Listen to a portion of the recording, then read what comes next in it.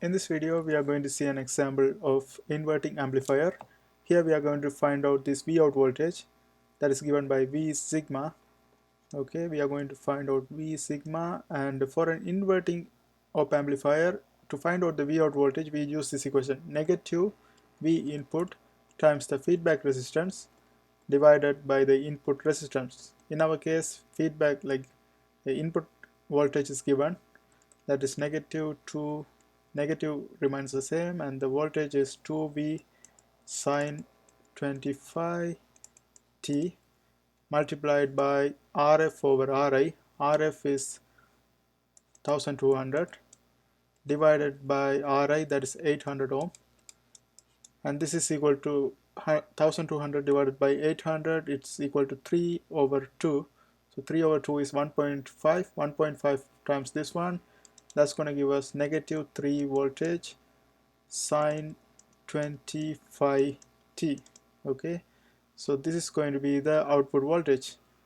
Now let's look at this graph right here. We have a graph, and this is voltage, time, and we can find the period because we have omega. This one, the value in front of t, that is the omega value. Omega is equal to 25, and we know that omega is equal to 2 pi f.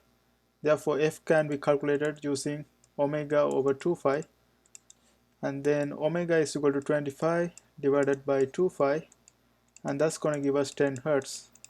So if the frequency is 10 hertz, then the period is going to be 1 over 10, that is equal to 0.1 second. So to complete one cycle, it takes 0.1 second.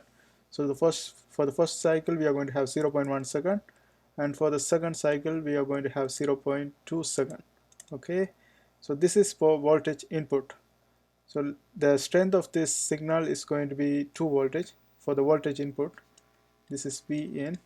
So 2 voltage in the positive and the negative 2 in the negative. Okay, and the Vout voltage is 1.5 times of this one, because 1200 divided by 800, that's 1.5 times this one. So the strength of this output voltage is going to be 1.5 times of this. So the graph, and also this is inverting amplifier, so the graph is going to be 180 degree. So this is going to be 180 degree of this one, so this is going to be opposite direction.